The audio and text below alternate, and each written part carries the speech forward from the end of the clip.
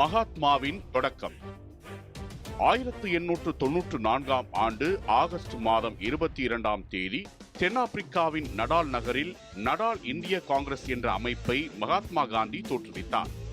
இந்த அமைப்பு தென்னாப்பிரிக்காவில் வாழும் இந்தியர்களுக்கு எதிரான நிறவெறி மற்றும் பாகுபாடுகளை எதிர்த்து போராடுவதற்காக உருவாக்கப்பட்டது.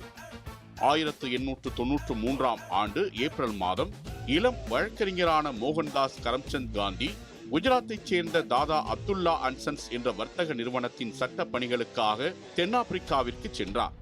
அங்கு அவர் டர்பன், பிரிட்டோரியா போன்ற நகரங்களுக்கு செல்லும் வழியில் பல மோசமான அனுபவங்களை எதிர்கொண்டார். இந்தியர்கள் கூலிகள் என்று இழிவாக அழைக்கப்பட்டனர். தென்னாப்பிரிக்காவில் இந்தியர்கள் எதிர்கொள்ளும் அவமானங்களையும் கொடுமைகளையும் காந்தி ஆழமாக உணர்ந்தார். தென்னாப்பிரிக்காவில் குடியுரிமை பெற்ற இந்திய வர்த்தகர்கள் மற்றும் கூலிகள் பல்வேறு கட்டுப்பாடுகளை எதிர்கொண்டனர். இந்த சூழ்நிலையில் நடால் சட்டமன்றத்தில் அறிமுகப்படுத்தப்பட்ட வாக்களிக்கும் உரிமை திருத்த மசோதா என்ற சட்ட முன்மொழிவு இந்தியர்களுக்கு வாக்களிக்கும் உரிமையை முற்றிலுமாக பறிக்க முயன்றது. இந்த மசோதாவை எதிர்த்து போராட வேண்டும் என்று தீர்மானித்த காந்தி டர்பனில் உள்ள இந்திய சமூகத்தினரை சந்தித்து இந்த மசோதாவின் ஆபத்துக்களை பற்றி விளக்கினார். அவர்கள் அனைவரும் இந்த மசோதாவை எதிர்த்து போராடுவதற்கு ஆர்வம் காட்டினர். இதை செய்வதற்கான ஓர் அமைப்பு அவர்களுக்கு தேவைப்பட்டது. தனது வழக்குரைஞர் பணி முடிந்ததும் இந்தியா திரும்ப திட்டமிட்டிருந்த காந்தி தனது முடிவை மாற்றிக்கொண்டு அங்கேயே தங்கி இந்தியர்களின் உரிமைகளுக்காக போராட தீர்மானித்தார். தென்னாப்பிரிக்காவில் உள்ள இந்திய சமூகத்தின் நலன்களை பாதுகாப்பதற்காக 1894ஆம் ஆண்டு ஆகஸ்ட் 22ஆம் தேதி நடால் இந்திய காங்கிரஸ் என்ற அமைப்பை நிறுவினார்.